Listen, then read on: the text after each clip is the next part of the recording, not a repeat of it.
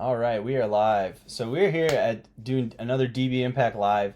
Today I'm talking with MacKenzie Morris with her agency. And so we're gonna dive right into this. MacKenzie and I got connected. Honestly, I think it was somebody tagged you on Facebook and we connected, had a really good call, and decided like, hey, let's talk business and share your story a little bit here. So MacKenzie, I appreciate you taking time this morning.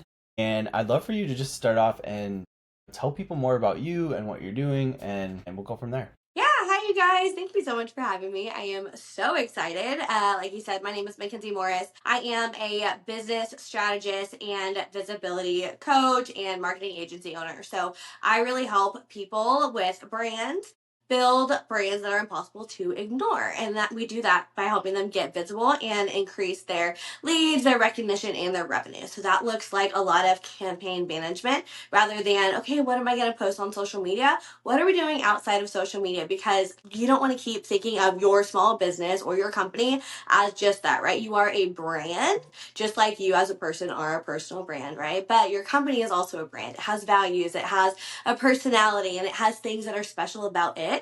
So, how can you create campaigns that really highlight that? So, that looks like ads and funnels, but it also looks like visuals like commercials and video and long form content and blogs and all of those things. So that's really where we shine, is helping brands create those systems and create those assets and figure out how to orchestrate and execute them at the highest level possible. Love it. Yeah, when we talked the last time, we kind of went in depth of like, hey, what are you specifically doing now? And then kind of how'd you get there, right? And one of the things that we've done on these calls with people is really talk about their story, because there's a lot of entrepreneurs out there or people that are interested in starting their business but not sure exactly how to do it. And I think your story is amazing. And so I'd love for you to share a little bit about like how'd you get here? Like where'd you start and Yes. like how'd you end up here? Yeah, it has been a very wild ride. So for me, I've always had that entrepreneurial spirit, that fire in my soul, knowing that I was different. And I was always very misunderstood from my family and my friends because I had this huge like calling for my life. And there's a book called Worthy by Jamie Kern Lima. And there's a quote in there. It says, "You're not crazy, you're just first." And I was like, girl, I hear that. I am first in my little community of people, and it does make you feel crazy, but I've always had it. So whenever I was 12, I had this food company called Granada Bites, and being the proactive like youngster that I was, I submitted the idea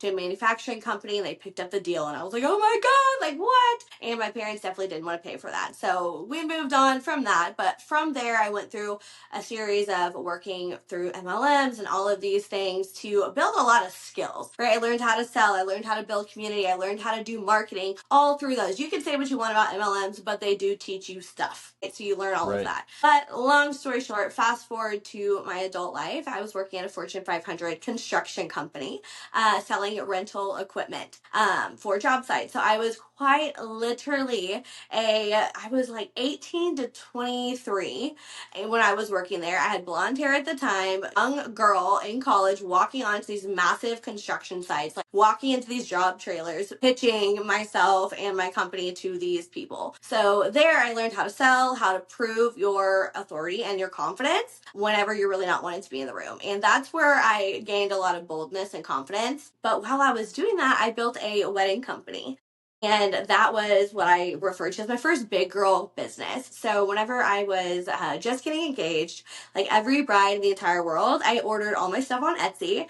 And like a lot of brides in the world, it did not show up. So I was like, oh my God. On my day of my bachelorette party, me and my girls, we went to 7 different stores trying to find any type of bride, tribe, anything. Like I was the girl who never dreamed about the wedding, but I dreamed about the bachelorette party. Like I am a party girl. I run a nightlife page, by the way. I run the OKC nightlife page. Now to this day, 30 and in the clubs. Like I love all of that. So I was ready for my batch party, and I was pissed when my stuff didn't show up. So being the entrepreneur that I was, I blacked out for 2 weeks and came up with this whole business where I was gonna be that person and be that place where people can come and buy those things. So we were a bachelorette boutique and sold these t-shirts and shot glasses and all that stuff. And that worked, and that was fine. And I did that while I worked my construction company. And then COVID in April of 2020 happened. I had my first baby, and the world was literally shut down, and there was nowhere to put my child. And as a first time mom, I could not bear to put my kid in a daycare in a pandemic. So I was like, okay, I'm quitting my job. I am staying home, and we're going to go all in on the wedding company. So I was like, got to thinking $125 orders, like 25 bucks a shirt for 5 people, that is not going to cut this. Like, I'm not going to be compensated enough for it to be motivating.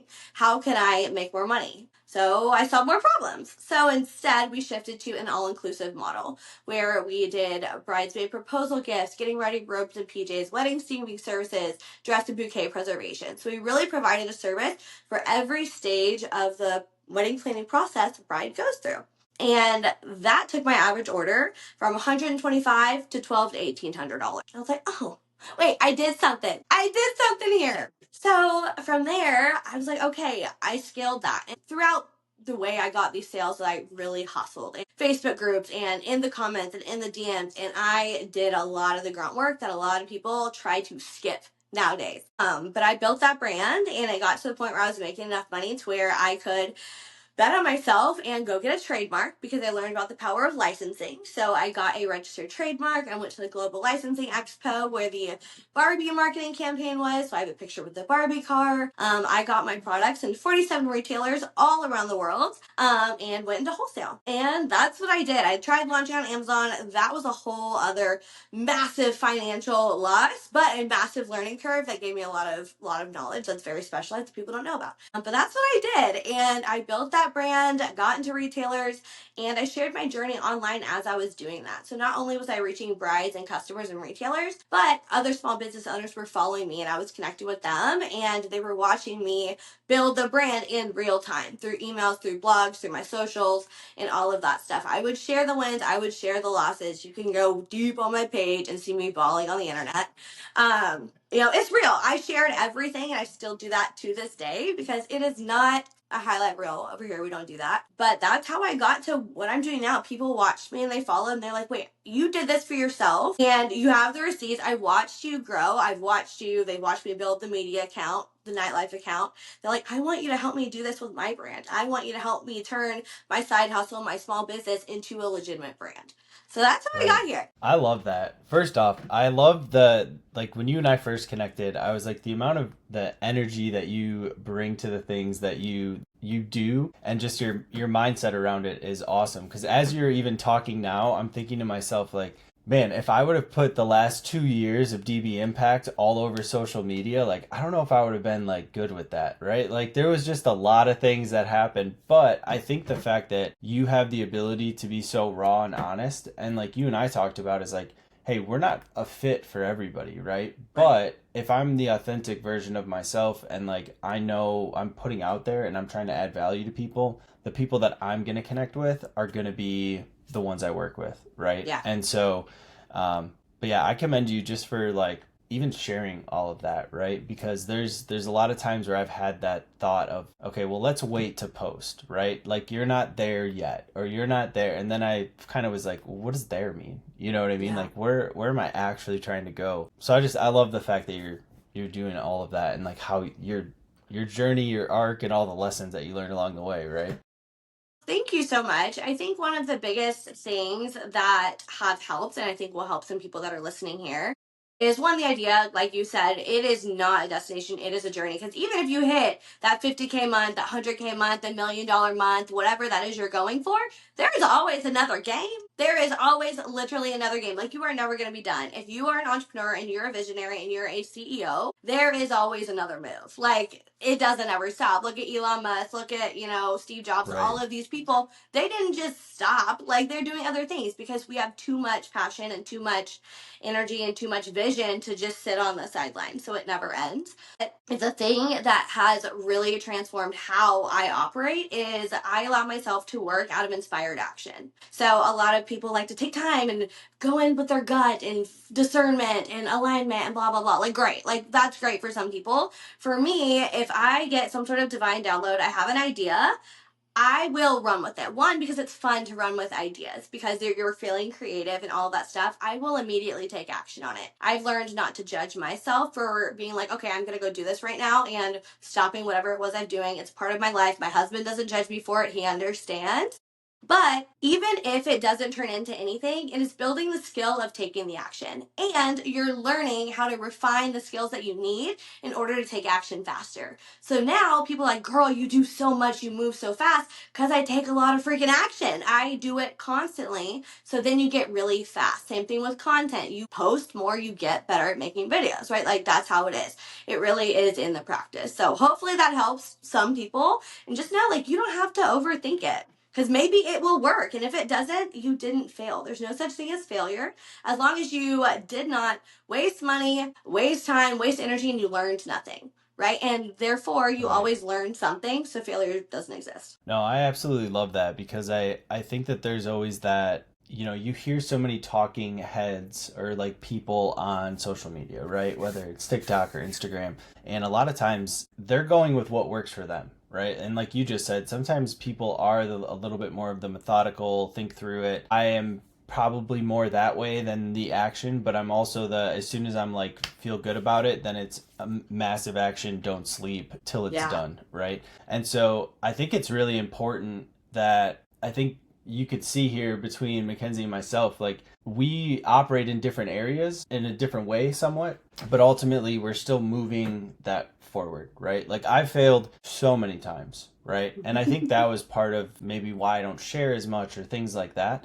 from a business perspective. But I think if you're listening to this and you are somebody that's thinking about, hey, I don't know if I want to start a business or whatever, I think it's really important to understand, like, what are the values that you want to live in? Like I would go back to what you said, MacKenzie, where it's like, hey, COVID happened, you just had a baby, like family is a massive value for you, but like how do I make sure I can still do the other, like fit the other values in without losing the family value, right? And so that's something I think is important, and just understanding yourself and like what actually, like, are you good with just taking action right away, or do you need a little time, or like how does Yeah. that work? You know what I mean? So Yeah, absolutely. And taking time to figure those things out and go inward is hard. Like I do a lot of thinking, especially now at the level that I'm at. It is a lot less doing. It is a lot more strategic mental brain power. And there was a time, and there always is, that fear or those limiting beliefs that'll still creep up. Like, oh my God,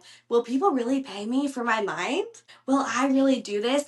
Can I do this? Is it okay? What do I value? All of those things. You have to go through and ask yourself those questions and be willing to have that conversation back and forth. And that's really, really hard. yeah, I think the mental side of entrepreneurship is the hardest side. Most of the time, people that are starting a business, they have the skill set to do whatever it is that they are aiming to do, right?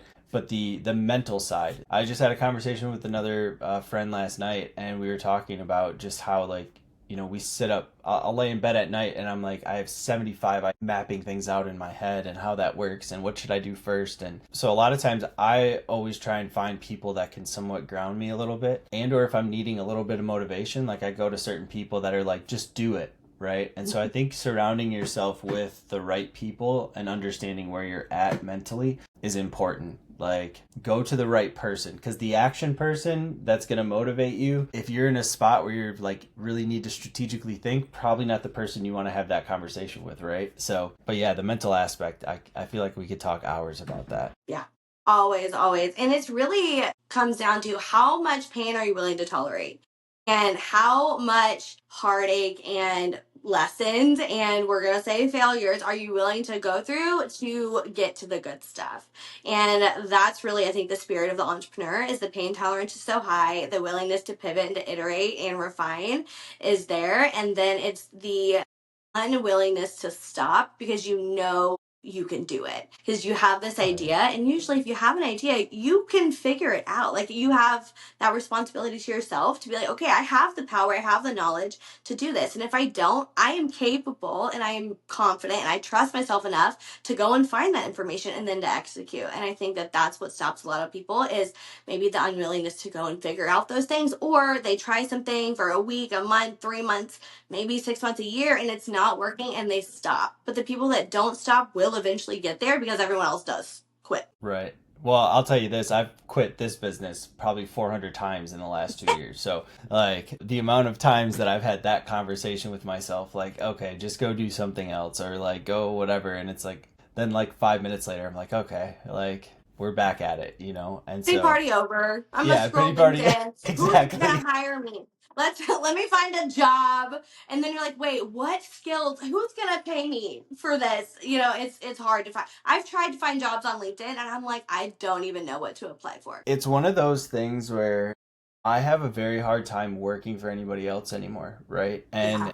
And so I think you wind up getting to that point of, not to say I don't like to take guidance, because honestly, like, I try and find people that know way more than me all the Right. time, every time. Like, I am somebody that just kind of does lay it out there and be like, hey, here's where I messed up, or here's what I don't know, like, where am I screwing up here? But the thought of somebody else dictating my schedule and things, it's weird. You know what I mean? Like, I think you do it long enough and then you kind of get used to it. And the thought of going back to working for somebody else is just, I don't know, it's just not in my cards at the moment.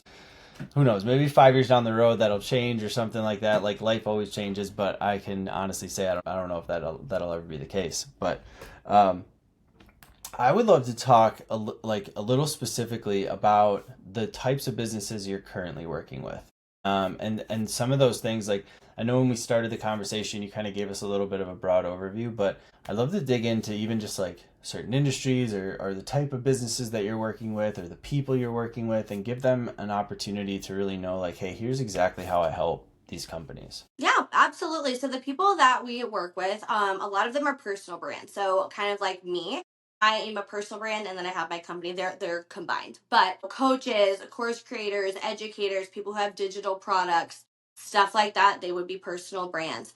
Product based businesses and beauty professionals.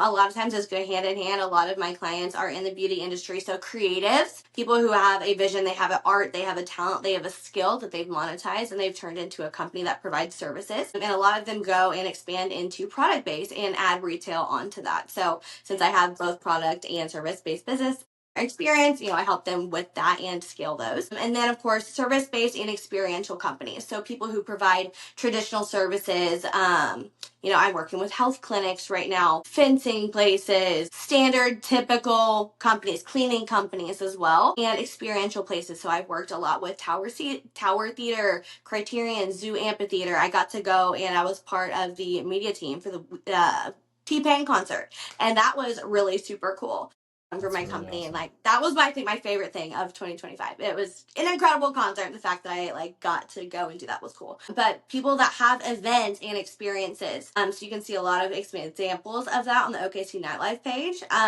But really people who have something that they want to showcase that has an emotion and activity that people can really kind of buy into.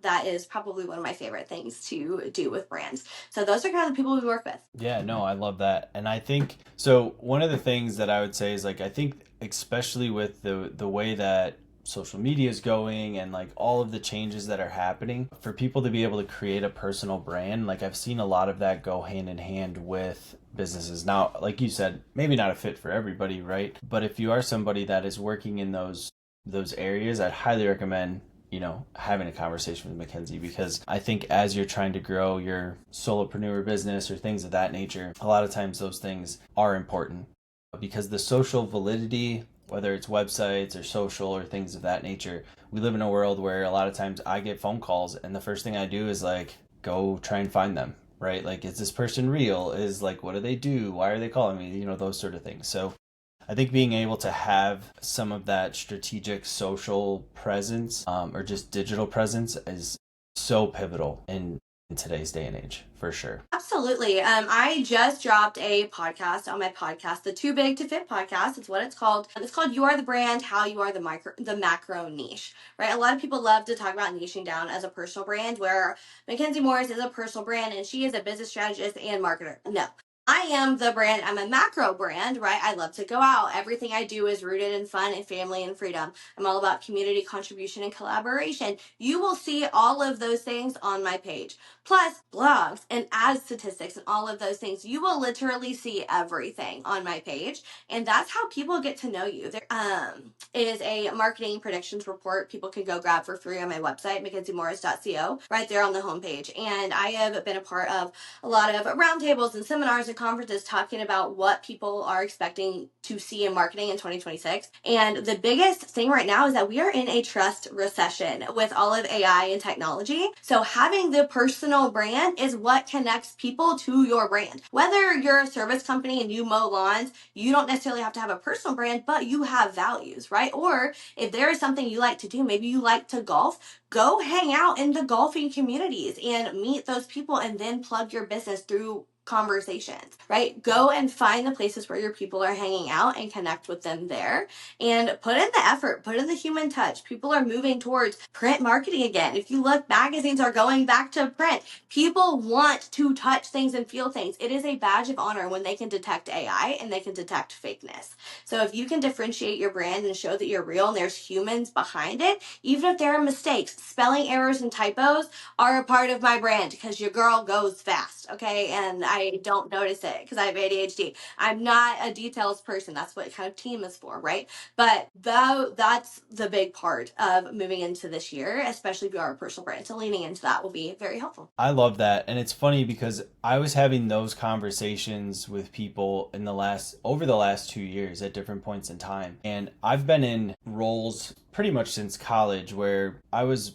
a part of operations or sales or marketing or recruiting or, just more or less growing companies, right? And I've seen the evolution of sales from, when you could just send email blasts and get a ton of business out of it. Then it was text messaging. Then it was both. Right? Then it was like real high-end CRMs and automations and things of that. And everything that we've been doing from a what quote unquote what I would say like sales perspective is some of those things still very much do they still work, right? Mm-hmm. But they have to be more strategic. And I think everybody's antenna is up right now of like I see videos and I'm like, is that AI or is that a person? Is that AI or is that a person? Because like there's a authenticness, especially when you're trying to create relationships. And I see the same thing you're seeing, which is people want to get on.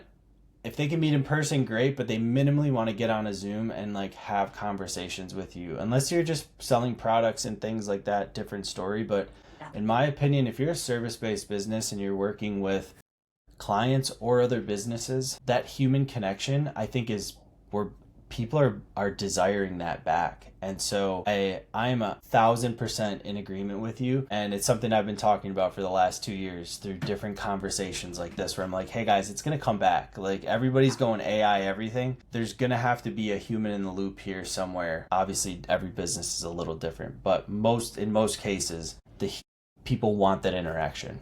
They want to know they're not talking to a bot. They're talking to a person, right? Absolutely. And one of the things that I did to grow my wedding company so massively at the very beginning, and I actually got ripped a new one for this. I shared this strategy in a group with like 100,000 people, and I literally got my ass handed to me because they thought it was crazy. But people are very worried about wasting time. And one, whenever you are building a business, you've got time. You might not have money, you might not have knowledge, but you do have time. So put in the time. Stop trying to take a shortcut, right? Put in the time and send DMs. But what I would do is I would literally go into Facebook pages, and if I was a wedding person, so I would go and type in proposal gift, bridesmaid, and find posts that were related to that. Scroll through them, find people that were looking for those things, and make a comment. Tag the person, say, hey, I can help, blah, blah, blah. I'm sending you a message. I would go and send them a voice message in their DMs. And that